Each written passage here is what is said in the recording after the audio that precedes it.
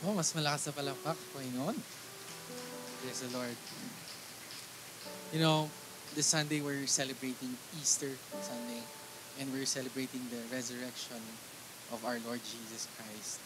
On a Friday, He died, and that Saturday it was the darkest day here on earth.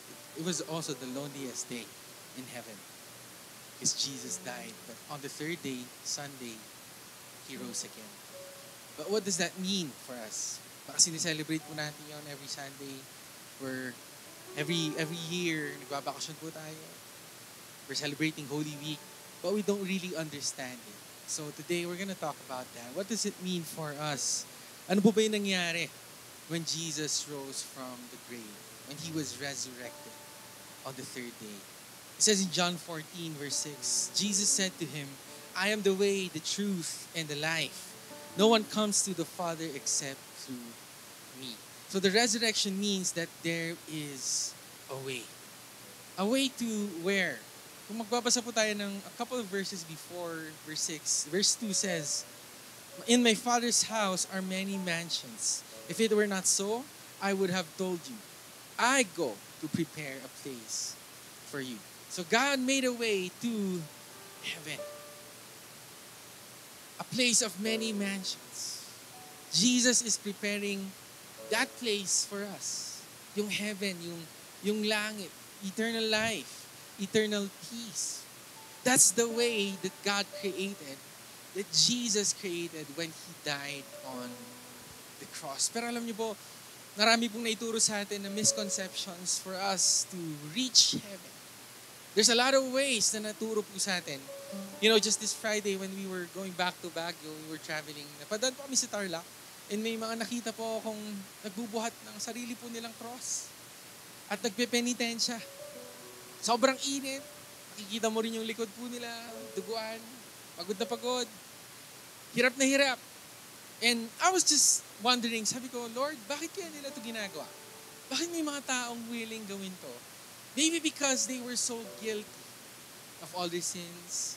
Maybe they just wanted to connect to the Lord, to be reconciled back to God.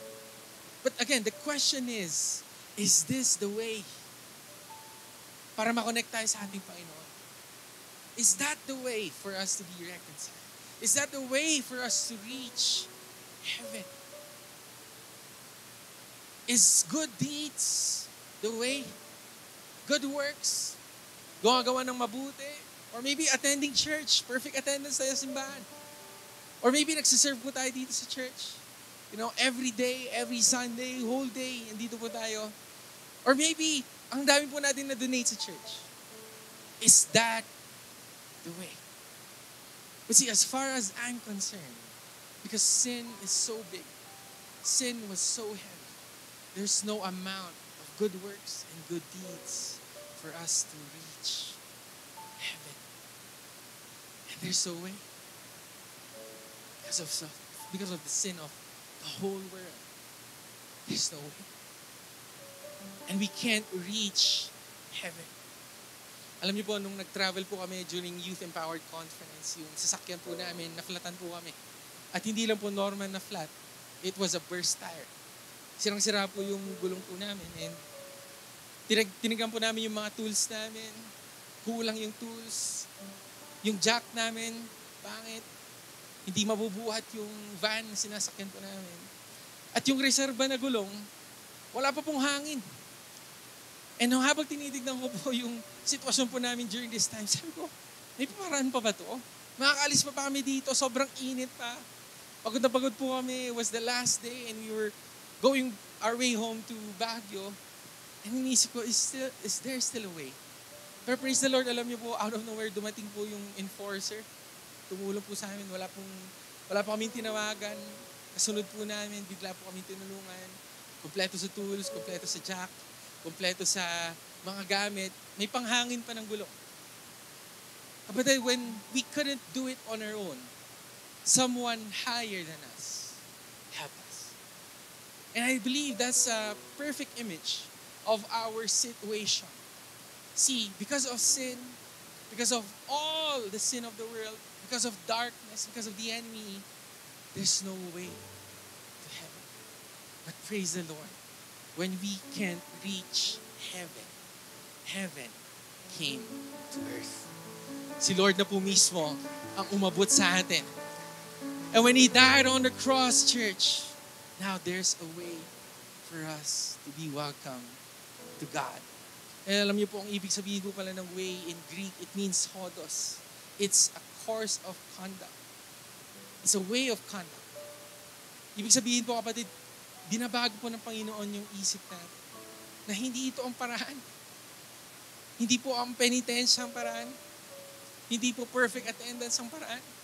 Well, in fact, it says in Ephesians 2:8-9, "For it is by grace you have been saved. It is not of yourselves, it is a gift of God, not of works." There's no amount of works that could ever reach us to heaven. It is a gift from the Lord. And let me leave you with this, church. There's nothing we can do to earn God's forgiveness, and yet it is free for all who receive. Yun yung pinagtatao, kapatid. Heaven already came here on earth, and all we need to do is to reach for it, to receive it. Tanggapin po natin yung finished work ni Jesus on the cross. Ang sinabi po niya when He was there hang on the cross, one of the last words He said was, "It is finished." Tapos na. Tapos na yung kasalanan. Tapos na yung parusa. Tapos na yung separation. All we need to do is to receive it. And because of the resurrection, praise the Lord, there's a way. Amen po ba doon? Palakpakan nga natin si Lord. Salvation is not our work. It's God's work. Kahit sobra tayo magtrabaho para kay Lord, hindi natin siya makapot. Because salvation, tinrabaho na niya para sa atin. All we need to do is to receive it. And secondly, what does the resurrection mean? It means that we can receive the truth. That we could trust in God. Whatever He said, it's the truth. Alam niyo po, ang nakakalungkot lang sa generation po natin ngayon, what's happening all over the world is that, especially the younger generation, nagkakaroon na po ng sariling truth. We're having our own truth. Ano po ba ibig sabihin nito? Kung ano lang yung paniniwala ko, yun na yun. Kung ano yung feeling ko, yun na yun. Di ba, marami po tayo ngayon, mga relationships na akala natin tama. Ayaw ng magulang, tinuloy pa rin. Di pa tapos ang magpag-aaral, tinuloy pa rin. Premarital sex, yun na po naging standard. Okay lang, katawan ko naman to eh. Buhay ko naman to. Ito ang katotohanan ko. We're living in our own truth. Even what we feel, dapat akong maintindihan. Dapat akong marinig. Na nakakalungkot, kapatid, even in gender. No, yung lalaki naging babae, yung babae naging lalaki. Sarili-sarili na lang. Kung ano na lang yung truth nila, that's what they believe in. That's what we receive. Ang problema, kapatid, kung tayo lahat may sarili-sarili tayong truth sa buhay po natin, nawawala na po yung absolute truth. Nawawala na po yung standard. Kahit sino na lang pwede natin paniwalaan. Kahit ano na lang pwede natin paniwalaan. Let me show you an example. See, tayo po, naituro po sa atin. Ito ang katotohanan. Ang kulay red, kulay red. Ang kulay green, kulay green. Ang blue ay blue. At kung sino pong tatanungin po natin, yan po talaga ang absolute truth. Hindi na po pwedeng maging itim ang puti. Hindi po pwedeng maging pula ang asul. Because that's the absolute truth. Ngayon, kapatid, ang nangyayari sa atin ngayon, yung pula, iniibang kulay. Hindi yan ang katotohanan. Hindi yan ang totoo. Ang problema dyan, kapatid, we don't know what to believe in. Hindi na natin alam kung sinong paniniwalaan natin. And when it comes to religion, ito rin po yung naituturo eh. Sabi na ibang religion, lahat naman tayo pupunta ng heaven. Lahat naman tayo pupunta rin doon. Kahit ano na lang paniwalaan natin, okay lang. Hinduism, Buddhism, kahit ano naman, papunta rin lang doon. But see, the problem there is, we don't know the absolute truth na mawala. But Jesus said, I am the way. I am that truth. Hindi po nagiging exclusive ang Panginoon. Well, in fact, He's opening the door for everyone. Dahil ano po ang ibig sabihin ng truth in Greek is aletheia. Ibig sabihin, kapatid, is the state of not being hidden. Sinasabi na ng Panginoon sa atin, freely, that I am the truth. Believe in me. Bakit tayo maniniwala sa Panginoon? Bakit tayo maniniwala sa mga sinasabi po niya? Why? Because everything He said, He did. Lahat po ng miracles, sinabi niya, ginawa niya. Even His resurrection. He predicted His resurrection before it even happened. All other gods died. And they remained dead. Pero ang Panginoon, nung sinabi niyang ako mabubuhay muli, He did it. So bakit ako maniniwala sa Panginoon? Because I can trust in His Word. And His Word is the absolute truth. Ang ibig sabihin, kapatid, pwede po tayong magtiwala sa sinabi ng Panginoon. Pwede po tayong magtiwala sa finished work ng ating Panginoon. Na kung sinabi niyang i-receive lang po natin yung pagmamahal na yon, and we will be saved, we can believe in that. Because He is the truth. Amen po ba doon? Amen po ba doon? And lastly, He is the life. Because of the resurrection, we can also experience life. Ano po bang ibig sabihin ng life in Greek? It means Zoe. Zoe means spiritual life of deliverance. Nalalagpasan, may hangganan ang pinagdadaanan po natin. And alam niyo po, tayo po, we're living in a world na minsan iniisip natin parang nasa cycle po tayo. Alam niyo po yung teatro po kanina, greatly portrays the situation of our life. Iba-iba man po tayo. Pero kapatid, she was in a cycle na parang walang hangganan, parang walang deliverance na hanggang dito na lang bang buhay ko? Lagi na lang ba akong masasaktan? Lagi na lang ba akong empty? Lagi na lang ba kami sa crisis? Lagi na lang ba kami living in curse? Generational curse na parang paulit-ulit na lang yung pinagdadaanan. Is there a way? Is there deliverance? Does the emptiness inside me, would it be filled? Itong void na hinahanap ko kung saan-saan, would it fill me? Ang problema, kapatid, parang yung storya kanina sa teatro, no? Na itong emptiness na to, akala natin mabupunan ng mundo. Hinahanap natin yung solusyon sa mundo. You know, when it comes to relationships, when we're feeling lonely, saan po tayo pupunta? Kung sino na lang available. Bibigyan natin lahat sa Kanya. And then in the end, masasaktan. Parang yung story po kanina, binigay ang katawan niya sa lalaki. Binigay ang katawan niya sa babae. Binigay ang katawan niya sa droga. And I believe all of us here, there's a void in us, an emptiness in us, but we're looking for the solution in all the wrong places. We're looking for joy in a substance. We're looking for joy in entertainment. We're looking for love in relationships. Pero kapatid, the sad truth is, if the world gave it, the world can take it away. And you will never be filled. At hindi po mapupunan yung emptiness, yung puwang sa puso. Kaya po yun po yung title natin. Because I believe all of us here, there's an emptiness in us na hinahanap-hanap natin sa mundo. Pero hindi natin mahanap. You know, I heard a story, a young billionaire. He had everything. Perfect wife, perfect family, a good job, a good career, all finances, kayang-kaya niya pumabili kahit ano. But one day, he committed suicide. Why? Because there was an emptiness.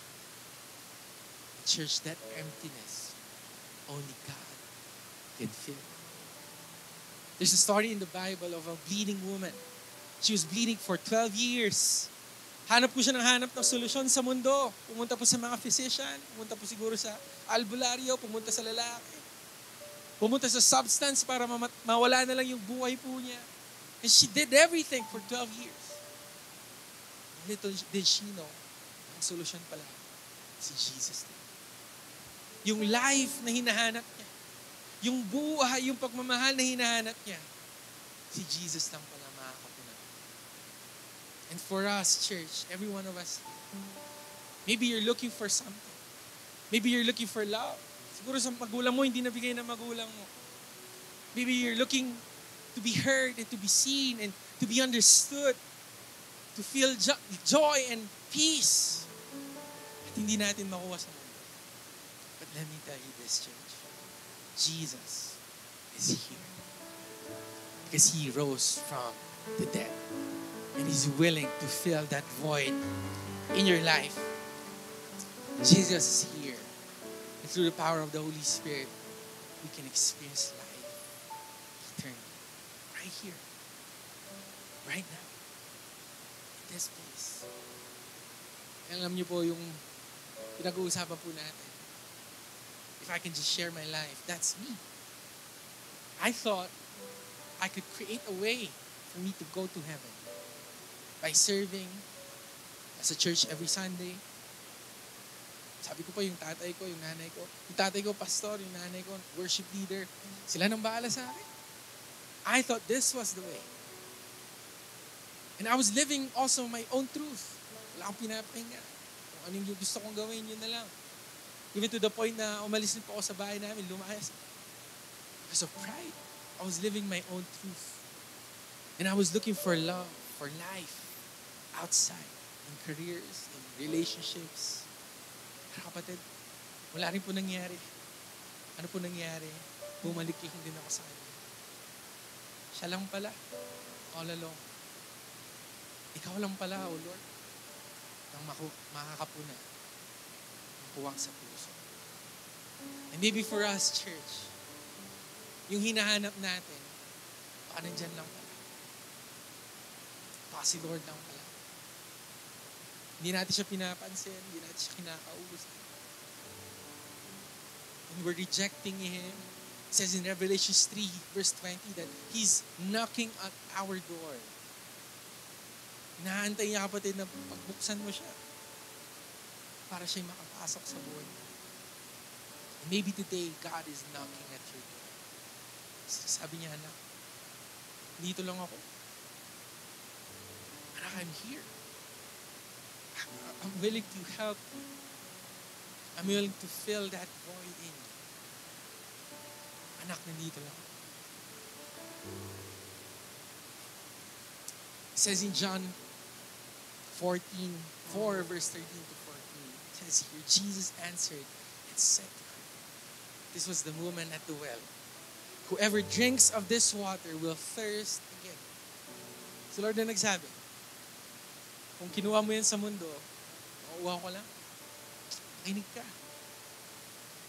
Huwag mo hantayin, sirahin ka niyan. God says, you will thirst again. But whoever drinks of the water that I shall give him will never thirst. But the water that I shall give him will become in him a fountain of water springing up into everlasting life. Amen. That's the water that God is giving us today. So I'm challenging you. Can we drink from His cup? Can we receive Him today?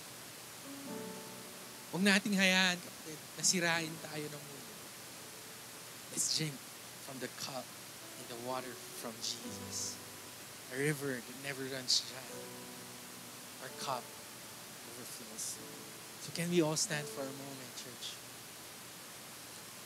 In a moment, we're gonna worship the Lord. And as we're standing, can we just close our eyes?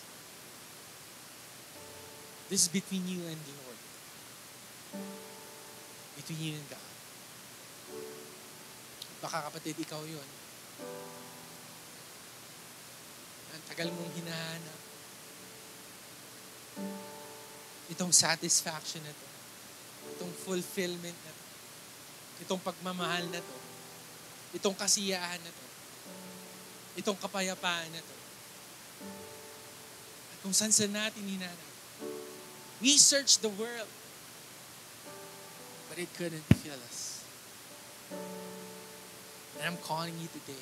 I'm challenging you today. Let's open our door and let Jesus in. And through the Holy Spirit, let Jesus in. Receive Him as your Lord and Savior. He's your Lord and your Savior. He's willing to save you from what you're going through. He's the way. He's the truth.